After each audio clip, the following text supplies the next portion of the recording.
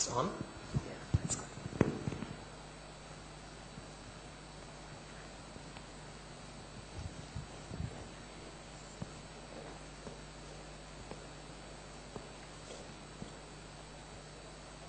Good morning.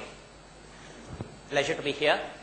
And when I first heard that the format of this talk is going to be modeled around TED, the first thing I decided was to do away with PowerPoint. What reminded me was a famous quotation from Professor Edward Tufts of Yale University, who said that power corrupts, PowerPoint corrupts absolutely. Now, I think the topic for today is Operations 3.0. Ever since Andrew McAfee coined the word Enterprise 2.0, everyone and everything in this world has had a version number. So I thought that would be best to relate to what we're talking about in UBS in terms of what does operations mean in the future, and what does it mean for partners like you to stay relevant to this changing reality in operations and technology in the banking business world. Now, as I was growing up interested in computer science, one of the first things that I read was about, I don't remember the book, but this was about the factory of the future. And it said that the factory of the future will comprise only of a man and a dog. The man to feed the dog, and the dog to make sure that the man doesn't fiddle around with any meal. I think if you really look at it, we are today. Okay, hear me? Back up. Technology. If you come to think of it, automation, straight-through processing, different types of business intelligence, data mining, big data, predictive analytics, real-time technology intervention in operational processes. All this have had a phenomenal impact in the way we do business in banks.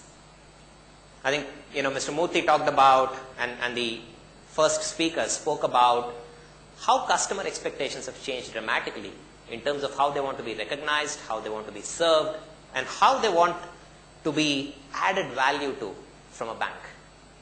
Most of that today is normal. I don't think we are talking about anything in terms of customer expectations today as anything abnormal. Anything that the customer wants is today's normal. So where does operations fit? Why are we talking about operations and intelligence? No, and it's I don't think it is like the contradiction of terms like military intelligence. I think operations intelligence is a reality. What is 3.0? Let's turn back into what happened pre-crisis and post-crisis. I think just like the world is divided into two time slots, BC and AD, the banking financial services too has its own BC and AD, before crisis and after disaster. Now, innovation had a very different connotation. Operations had a very different definition before crisis. As I was growing up and starting my career in a bank, one of the first things that I noticed was operations, which I call operations 1.0, the first generation operations, was what we called as back office. And it really meant back office. I mean, the guys in operations, as equally talented as anybody else out there and as critical to business, were relegated to the basement, while most of us had, a nice window view to the world. Operations 1.0 also characterized the need for assembly line kind of a manufacturing mindset of technology. How do you infuse greater amount of productivity into paper processing? How do you make sure that the back office guys have the tools and techniques to deal with the volumes of information that's coming from growth? And I think it was characterized in the 80s and 90s by a very different economic world order. Operations 2.0 was more of a reality check. I think we were close to crisis, but still the crisis had not really hit. In the early 2000s, post the dot-com meltdown, Operations 2.0, Technology 2.0, whatever you call it, kind of coming together. Most banks were talking about ONT, operations and technology, because they were so integral as a single unit to support the business. 2.0 was more about lean, process excellence, continuous improvement, and the increasing relevance of technology, databases, business intelligence, analytics, etc., etc. But that hasn't done well, that hasn't served well, because the crisis taught us many lessons. One of the lessons, key lessons the crisis taught us from an operations perspective is that no amount of risk management and controls are enough to avoid the kind of mess that banks can land up in. And hence 3.0. 3.0 means several things, and I will come to that shortly. And 3.0 to us also means something that is very, very innovative way of supporting business. And that's where the relevance of Operations 3.0 and the whole supply chain transformation into this topic. Now, traditionally, if you look at it, the manufacturing industry went through a whole lot of change in just about 80 years. If you look at the top 5 automotive companies today, most of them, they don't even make 50% of the parts that drive their cars. And yet, they're able to offer significant amount of product differentiation to their customers, excellence in manufacturing, cost reduction, and all kinds of innovation that kind of keeps them in the market. Probably 2 out of this top 5 automotive makers don't even make their own engines for many of their products. What does that mean? I mean, if you look at the beginnings of the automotive industries, some of the companies that defined this industries and launched the first products actually made their own steel in their foundries which made their cars. And from there today, the industry is powered 80% by supply chains. Take Apple. Take any of the high-tech industry examples. I think their competitive differentiator today is not just product excellence and customer service, but the fact that they have a nimble and global supply chain that actually powers their business. Post-crisis, one of the things that we've done is to really introspect in terms of what can we learn from other industries. What is it that drives our competitive differentiator apart from client excellence, apart from regulatory compliance, apart from cost differentiation, apart from globalization?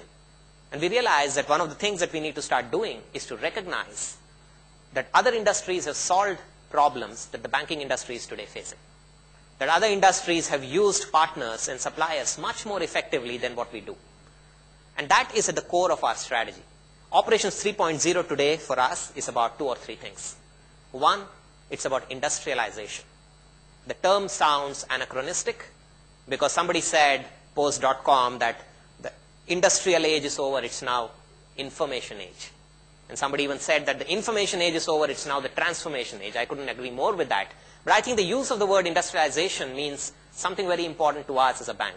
It means 2 things that may sound paradoxical but go hand in hand. One, it means differentiating ourselves, our products to our customers. But everything that we do is around the customer. Every reason for our existence is about the customer. How do we differentiate ourselves from other banks? How do we make sure that our business model stays relevant to the changing global reality in terms of economic order, in terms of macroeconomic indicators, market volatility, increased regulatory scrutiny, and of course, globalization and technology changes? And I think that's a huge challenge. But while doing that, we need to make sure that the cost at which we serve our customers are increasingly reduced. And to be able to do that, we realize that it's not about fungible management of people. The hire and fire, tactics don't pay anymore.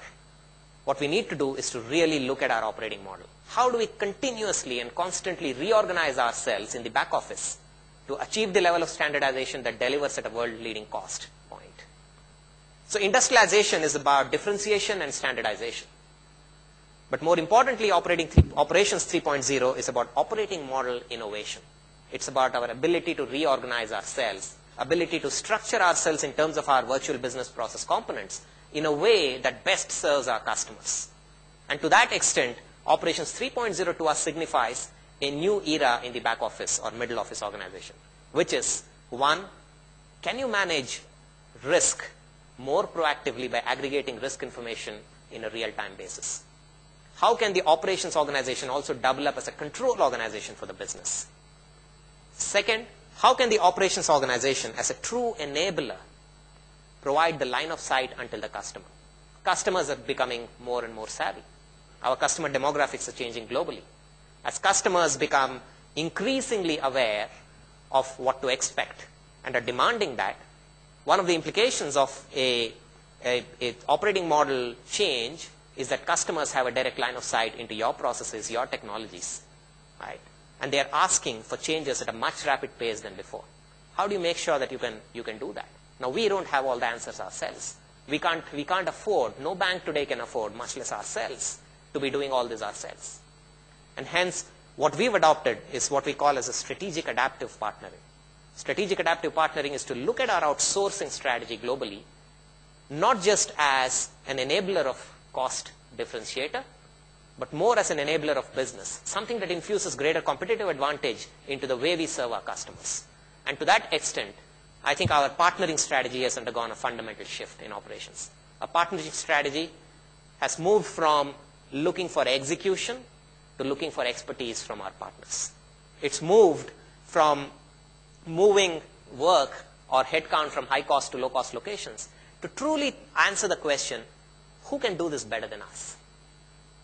Is there some way that I can get rid of things that I don't want to do and redefine my core and non-core and then get somebody better at it to do it for us? The lines between what companies like you do and what companies like ours consider as back office or middle office are blurring constantly. And I think there are no clear differentiators into what you can do for us versus what we used to do ourselves, calling it as a banking expertise. To that extent, Operations 3.0 also is about changing our definition of core versus non-core. Today, if you ask me, as a bank which is changing its business model, which is changing its revenue profile, and trying to stay relevant to our changing customer demographics and globalization, our core is about three things. World-class customer experience, number one. Number two, ability to manage capacity much more fungibly in an era of huge market volatility, complexity, and ambiguity. And number three, managing risks proactively. If I can do this brilliantly well, it doesn't matter if I can't process interest claims within the bank. Actually, to give you an example, we're probably one of those banks that doesn't have any skill set today to process interest claims. That's like saying Porsche doesn't make its own spark plugs. And it doesn't matter. We're comfortable with that. Our partnership strategy today has moved to a view of supply chain. How does Apple manage its supply chain? A few years back, I went to the Chengdu factory of Foxconn, famous Apple supplier, and saw that despite being an employer of millions of workers, they also have equal number of robots manning their factories. And I think that kind of goes back to my beginning of the conversation around factory of the future. I think we're looking for partners who are extremely good at managing technology and deriving business benefits out of technology. Not the kind of people who take pride in saying that we have 20,000 Java programmers, but the kind of partners that can tell us how to extract greater value from our technology investment by stopping to do certain things that's consuming more of our efforts in the wrong direction rather than focusing on the customer. So what does this imply? What does this mean for an organization like yours? What does it mean for the partner ecosystem that we're creating across the world? In my interactions, in my job, I'm forced to live in the future quite a lot. And as I speak with execs and board members of companies like yours, our partners, there are two recurring themes of questions that keep coming up. One, how do we stay relevant to the business model and the operating model that UBS is moving towards? Second, what kind of skills do our employees need to have in order to support proactively that kind of a transformation? My answers are getting clearer as I have more of this dialogue, and hopefully one day I'll have an actual prescription for both these questions. But in the absence of that, let me attempt to share with you my perspectives on both these themes. The first one, how can our partners stay more relevant to us? And I think, as I said, one of the things that we're looking for in our partners is to come back to us with expertise and not just execution capability. And I think the equations have changed. We are looking for our partners to guide us through the ambiguity of the regulatory landscape emerging across the world. We're looking at our partners to tell us what they're learning from their other customers and how can they repurpose that in a more agile manner to get us to market quickly. We are expecting from our partners not just cost reduction, but true business value. How can you co-create innovation with us? How can you understand what our customers want from us rather than just understanding what we want from you? And how can you translate that into a very coherent investment opportunity where both of us can change our revenue models together? So it's no longer about outsourcing, it's about true business transformation at the front end. On the second question, in terms of what skills do employees for companies like yours should possess? I think that's a more difficult question. It's also a bit abstract because to be able to stand here and tell you, an organization that employs 50,000, 60,000, some of our partners even employ 200,000 people, how do you infuse that kind of skills transformation to support us in the future, or other banks like us, other industries like us. It's going to be, I think, one of the key challenges for an organization like yours. It's not about skills upgrade, but it's about a fundamental change in the way employee skills are looked at in order to make a difference to the customer. And 5 things come to my mind. Some of them, maybe all of them abstract, but I think these 5 skills will define how an organization like yours, each and every employee, can add value to us. The first one, and it sits right in the middle of this operations and supply chain and supplier world, which is computational thinking. How can you make sense of data, compute fast, arrive at decisions, and interact in a more real-time basis with your customers? The second one is what I call as transdisciplinarity. How do you repurpose learning from your different industries, from different clients, and try to see the common thread of themes that are driving business value across your various revenue lines, and then bring that conversation right into the middle of your customer discussions. The third one is what I call as cognitive load management. Very true for operations. I come from an operations world. A couple of colleagues of mine here sitting here come from operations world. One of the biggest challenges we face with all this talk of big data and analytics and all these tools is how do you deal with information load as individuals, as teams, as organizations? And I think that's one of the biggest challenges that we have. Cognitive load management, the ability to kind of sift through various priorities and zero down on the most important things to do. The next one, the fourth one, is design thinking. I think the future of operations is design. There are 4 components of operations 3.0. Design, optimize, control, and serve. And I think everything else will be outsourced, in my view. And the center of this would be predictive analytics. How do you design processes the right time? How do you design a business support ecosystem in a way that's a competitive differentiator as against a tactical cost-save measure?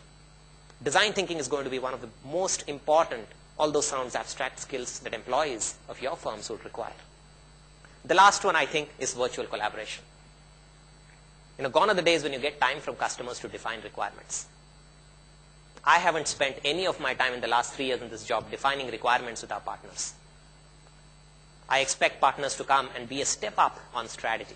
At the same time, there is very little time that you can physically spend with people, given globalization, given virtualization of processes. And I think ability to collaborate virtually and bring that value into virtual collaboration is going to be one of the very important skills. And these 5 skills put together kind of boil up into the culture of an organization that we would like to do business with. The supplier of our future is going to be someone who knows not just as much, but slightly more than what we do, and is a constant guide to us in terms of navigating through the uncertainty. So that in turn sums up my talk. I could go on and on about supply chain and the innovation that we're making in supply chain. We've got 3 or 4 pioneering models of outsourcing and partnership that we're running today as pilots, one of which with your organization, where we're trying to redefine how the capital markets industry and the banking industry consumes data. And I think that's going to be one of the future enablers of a new revenue model, both for your company and us. And we're very excited to be partnering with you on that. But there are several such examples that redefine supply chain for services industry. Something that is new. In manufacturing or in any other industry, supply chain is a very tangible, linear ecosystem. Whereas in banking financial services, what we're doing is leapfrogging to a model that says supply chain is actually about collective competence. It's the collective expertise in your network that kind of creates new revenue models, new business profiles, as against a linear way of getting things done in an assembly line. Right? So that sums up operations 3.0 and supply chain and our view. Happy to take any questions, and I'm glad I've finished before time.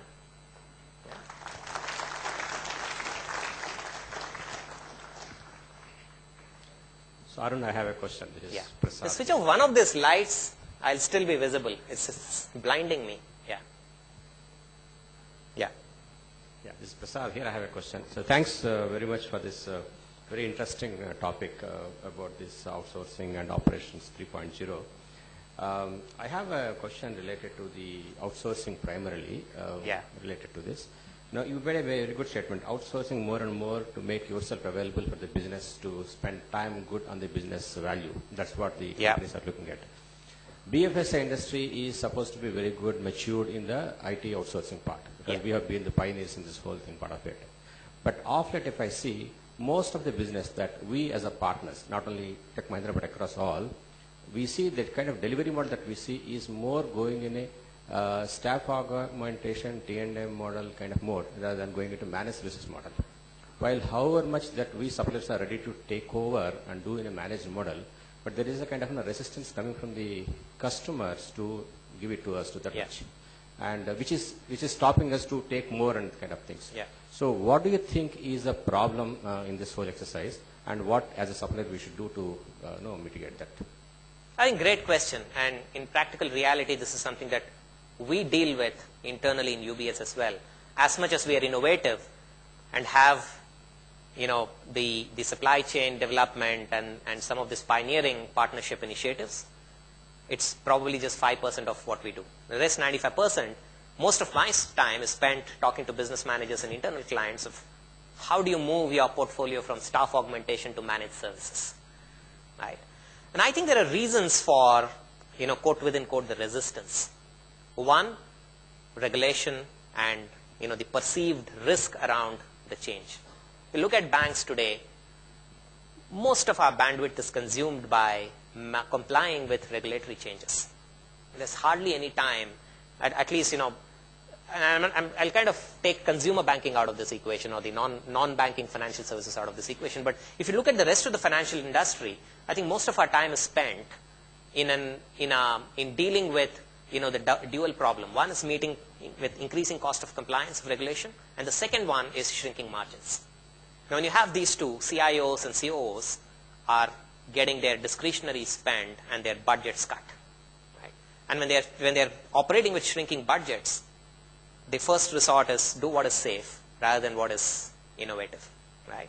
So while CIOs still talk about innovation, they're willing to kind of walk the step with partners, and they recognize that just in the last 5 years, partners like yours, like yourself, have become so global, have the global delivery ability, have the innovation capability, to not just to ideate but also to execute. But there is this huge constraint within the organization that prevents them from taking that step, right?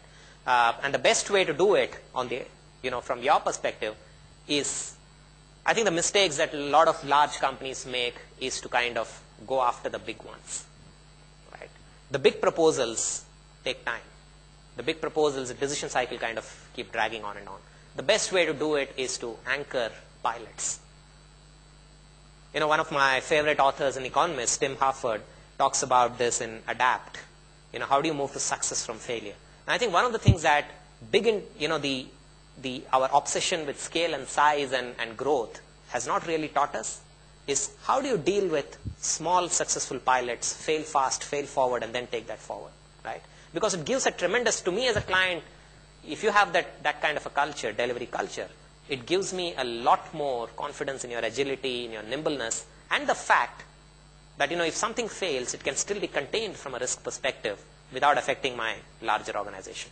And I think you will have to, as much as companies like yours perfected the global delivery model for its benefit of scale and efficiency, etc., you now need to start thinking about how do you now deconstruct this global delivery model into very, very small delivery units that still is very, relevant to the customer from an impact perspective, from a risk management perspective, and from the perspective of extrapolating some larger projects from small successful pilots. Yeah. And I think this should probably be, I see this as one of the trends to define success in the future from a delivery perspective. Does that answer your question? Yeah. Very good morning, Arun. This is Nitish here. One question. As a company, how can we measure that we are actually operational excellence ready? I think there are two broad categories. One is the classic measurement, which is the KPIs and SLAs. And I think one of the things that you need to understand is that clients like us are no longer looking at your KPIs and your SLAs. Our expectations have changed. We're looking at, how do you meet our SLAs and our KPIs to our clients, right? So understanding our client requirements from us, asking those right questions, incorporating that into your measurement system is going to be a challenge, as well as something that will pay off handsomely in the future. But that's all that falls in the classic realm of KPIs, SLAs, measurements, dashboards, and I think there is a big science behind it. Large companies like yours have perfected that art and science. But there is another element to operational excellence. And I think that element it today borders on some of the abstract and qualitative measurements rather than quantitative measurements, right?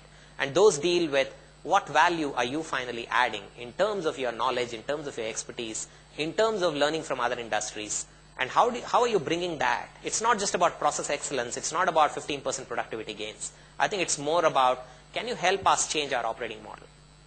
Yeah. The dialogue is not about how many more heads can we transfer from our organization into your organization. But it's about how can you stop doing certain things because we can do it better and you can focus on 5 other things that you are not probably focusing on today. Right? And I think you got to create space for that dialogue in your interaction with your clients. And I don't see many partners doing that. The creation of that space takes time. It's built on credibility because you got to do the first one best. Right? You got to get that done. But as you do that, I think you got to have a layer of people in your operations organization who are very business focused, who understand operating model changes, who understand the relevance of regulatory impact on your customers, and bring that dialogue and bring that qualitative aspects into operational excellence conversation with your clients. Hi, Arun, this is Pratap. I'm sorry, I didn't get your name? Pratap. Yeah. The question I have is, see, when you are talking about the supply chain, as I see, there are 3, to broadly classify, there will be 3 supply chains for any of the banking or financial services. One is your product and service outsourcing, if you have done that. Typically, if you take a wealth or asset management, you will have your funds, mutual fund suppliers, or maybe real estate suppliers, those kind of stuff. And you will also have an IT supplier because you have to marry both of these and ultimately offer these as offering. And the third one, if you are talking about innovation of products, is your compliance guy who will talk to this product manufacturer and see that all the regulatory and compliance part of.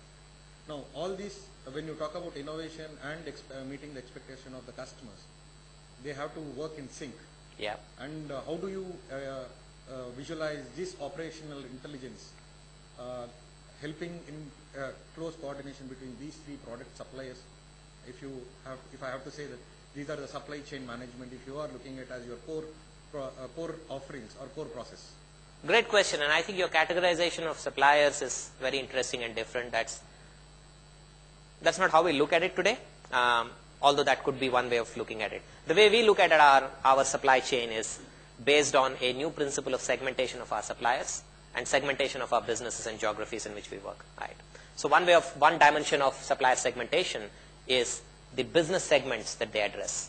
Right. For instance, we have a huge amount of our competitors as our suppliers.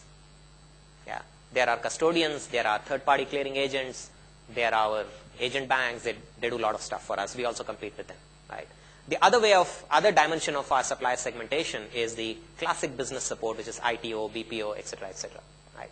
But there's a third dimension of our supplier segmentation that's coming up, which is to say, are there organizations like yours or somebody else, right, who can look at some of our processes, take theirs, take ours, put it together and create something new?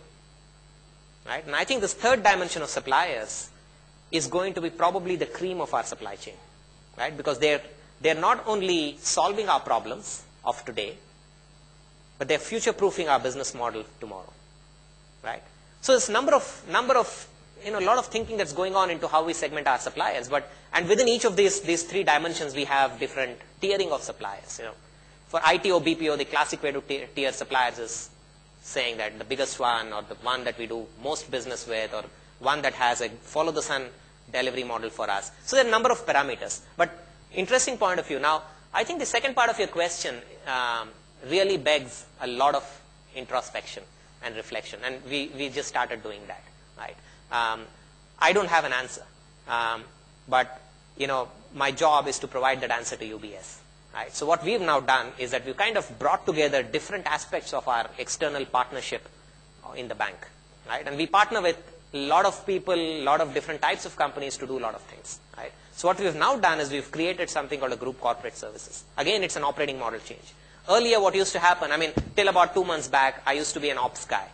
Right? And within operations, I used to advise the global head of operations of UBS as to what he should do in himself and what he should not do himself.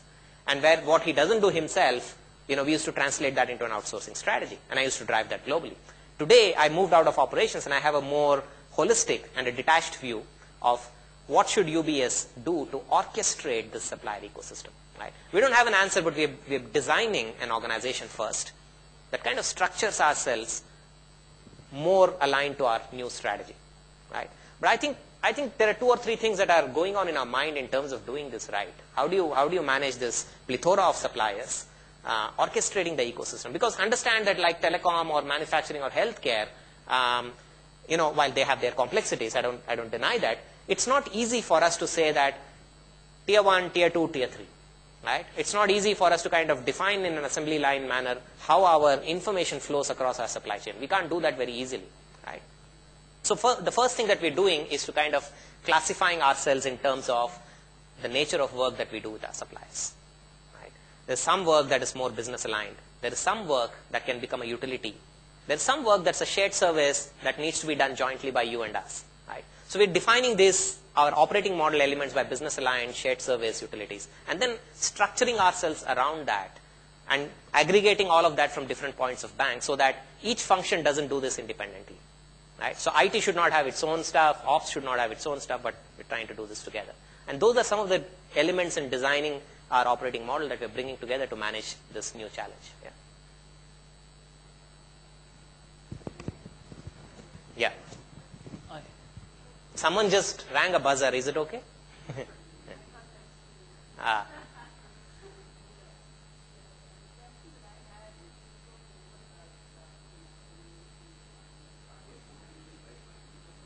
I think somebody else has to release the mic, actually. Oh, okay, I got it now.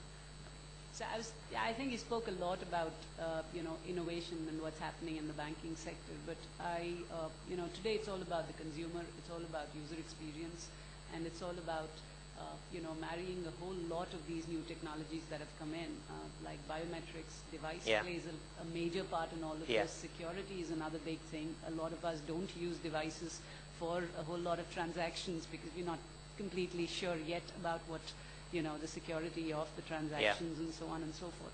So what is, that vision of the future that you have from a banking perspective? From a consumer perspective, I would feel a lot needs to happen with the press of a button, but I don't think it is yet there, and I'm not sure when that's going to happen as far as banking is concerned. I think there's no one universal answer to this, Sirisha. If you take consumer banking, in the last 20 years, I started my career in consumer banking, and in the early 90s, and in technology, right? In an organization that prided itself on, investing in cutting-edge technology, whether the business required it or not, because they believed that this is the future, and we invested today, right? And we did some great stuff. Now, consumer banking since then has moved a lot to address the principle that a consumer must have the same experience with the bank as he has operating his computer at home for something else. Yeah. It's become much, I heard somebody telling me once, standing in a bank, and somebody told me, I can open a Gmail account in 3 minutes. Why can't I open an account in 3 minutes in this bank? Yeah. And that's the consumer expectation. And I think the consumer banking is becoming very much like any other industry. Right? If you can go pick up a prepaid telecom card, why can't you pick up a prepaid credit card? Right? You expect a consumer bank is expected to have, their information systems consistent with business events and customer events, right? Which is a huge challenge. So the technology challenge in a consumer bank is, I think, more to do with real-time expectation meeting of consumer and keeping pace with lifestyle technology being equal to corporate technology. Right? That's consumer banking. But if you look at capital markets, it's a completely different world. I think we're talking about trade flows. We're talking about $1 trillion flowing across 52 markets in the world, right? And we're talking about broken systems, because if you look at capital markets, the way investment banks and our industry has grown is through acquisitions, merger, demerger, fragmentation, consolidation, hiring, firing, right? We are constantly living a paradox, right? At the same time getting hit with regulations, right? Unlike any other industry. Right? And so the customer experience in this world is quite different.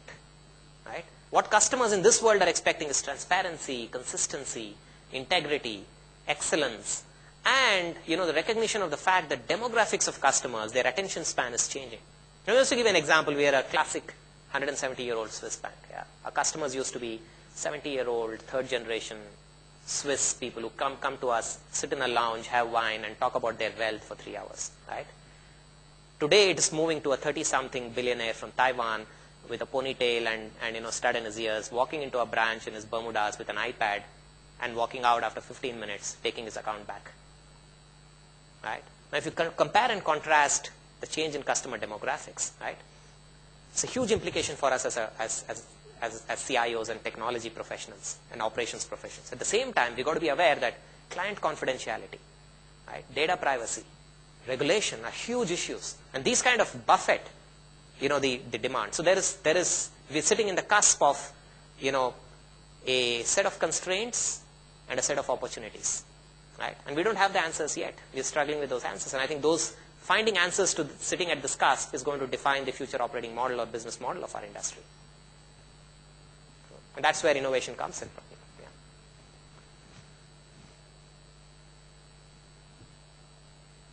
Great. I enjoyed speaking with you. Hope you enjoyed it too.